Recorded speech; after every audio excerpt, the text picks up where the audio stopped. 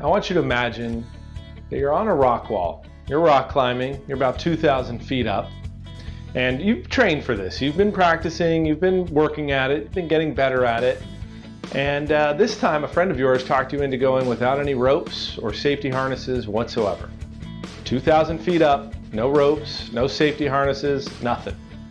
Does it make you a little nervous? What do you start to think about?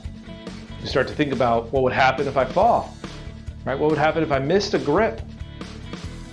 So that's exactly what Alex Honnold does. Alex Honnold is known as the greatest free solo rock climber of his generation, if not of all time. And his story of climbing Yosemite's El Capitan is chronicled in a documentary titled Free Solo. And in this documentary, Alex distinguishes between risk and consequence. And I think that distinguishing is really critical when it comes to being able to perform under pressure. A lot of people come to us and they want to get better at performing under pressure, whether it's giving a presentation to the board, leading a team through a crisis, or meeting a tight deadline. But people struggle when it comes to pressure to perform at or near their ability level. They often crumble and cave under pressure. And now there's a lot that goes into the mental game of performing under pressure. But one thing that we believe is that understanding and distinguishing between risk and consequence is really important. So let's look at this. Risk is the likelihood of Alex falling off the wall, right? Consequence is what would happen if you were to fall off that wall. Now the consequence in Alex's case is really significant, most likely death. But what he talks about in the film is that his risk of falling off is rather low because he's trained, he's prepared, he's studied the route, he's practiced all the different moves, he's worked on his strength. All of that lowers his risk of falling off the wall to pretty low numbers, whereas my risk would be pretty darn high. So he's got risk is pretty low, consequence is pretty high or pretty significant.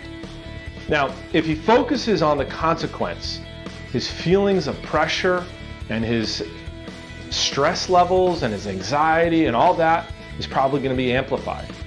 But if he focuses on the risk, it's pretty low.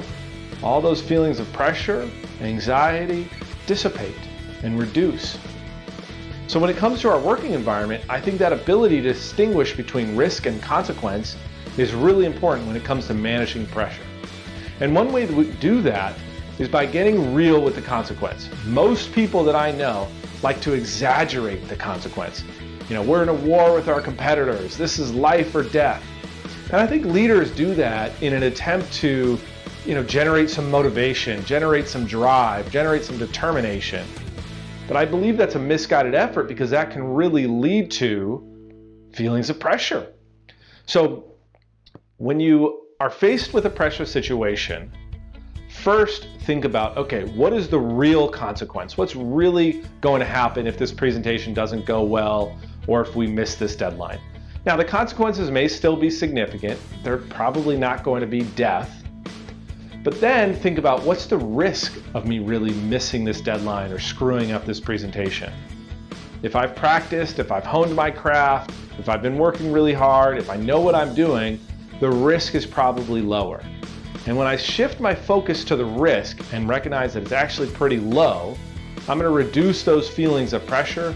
I'm going to be more likely to be present and composed under pressure.